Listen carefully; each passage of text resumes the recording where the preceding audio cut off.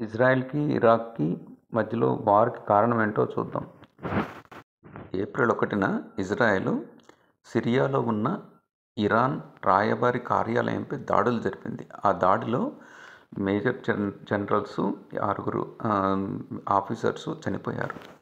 ఈ సంఘటన ఇరాన్లో ఉన్న ప్రజలకు చాలా బాధ కలిగించింది. ప్రభుత్వంపై ఒత్తిడి తీసుకురావటం మొదలుపెట్టింది. పెద్ద ఎత్తున ఇరాన్ ప్రజలు యాజిటేషన్స్ చేయటం మొదలుపెట్టారు. ప్రభుత్వం మీద ఒత్తిడి తీసుకురావటం కూడా జరిగింది.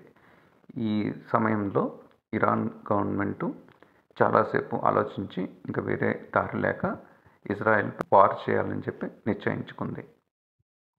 ఇక్కడ కనిపిస్తున్నాయి సిరియాలోని ఇరాన్ రాయబారి కార్యాలయంలో జరిగిన దాడుల వలన చనిపోయిన ఉద్యోగులు, మేజర్లు.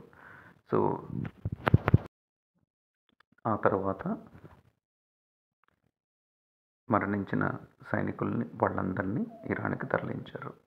ఇప్పుడు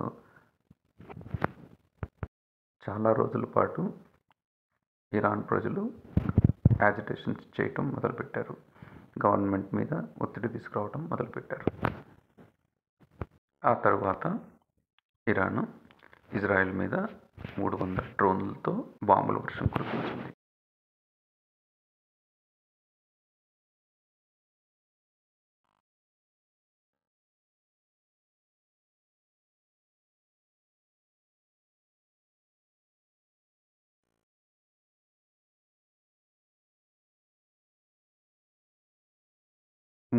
డ్రోన్లు ఇజ్రాయెల్ మీద బాంబుల వర్షం కురిపించింది. దాంతో ఇజ్రాయెల్లో చాలా ప్రాంతాలు ధ్వంసం. ఇది జరిగిన 2-3 రోజుల తర్వాత ఇజ్రాయెల్కి వేరే ఆప్షన్ లేక ఇజ్రాయెల్ ఇరాన్ మీద మళ్ళా అటాక్ చేయడం మొదలుపెట్టింది.